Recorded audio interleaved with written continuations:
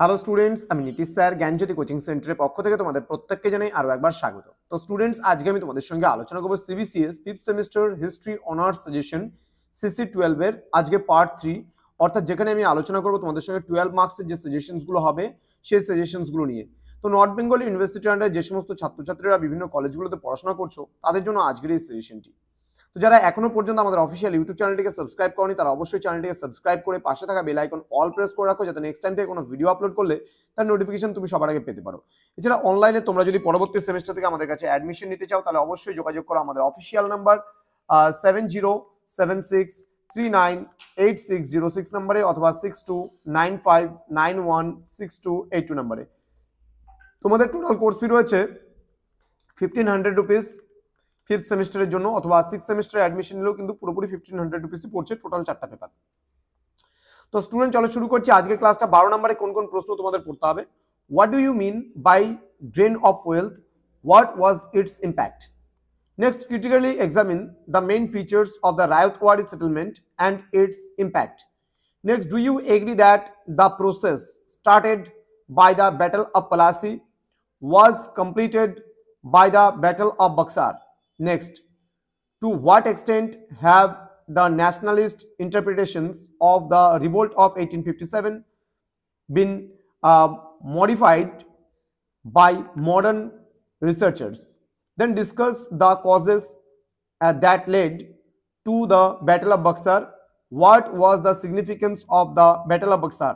Next, পরবর্তী প্রশ্ন, write a note on the process of commercialization of agriculture in India. Next, write an essay on the Santal uprising. Next, discuss the causes and nature of the uprising of 1857 in India. Next, critically discuss the Anglo-Sikh relations in the first half of the 19th century. Next, trace the process of commercialization of Indian agriculture in the second half of the 19th century. Next, how did the English East India Company obtain the Diwani? Discuss the political and economic significance of Diwani. Next, do you consider the 18th century as the Dark Age? How do you justify the statement? Next, review the British relations with the Mysore under Tipu Sultan.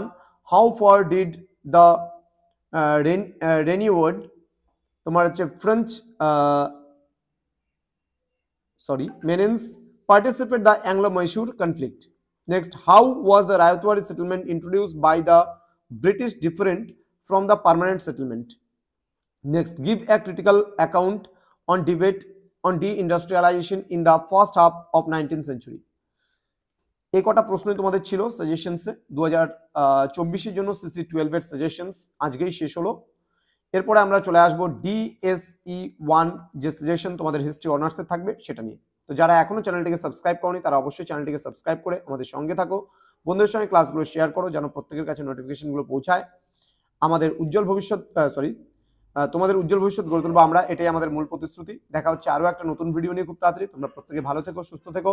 Thank you so much, thanks for watching after all, thank you.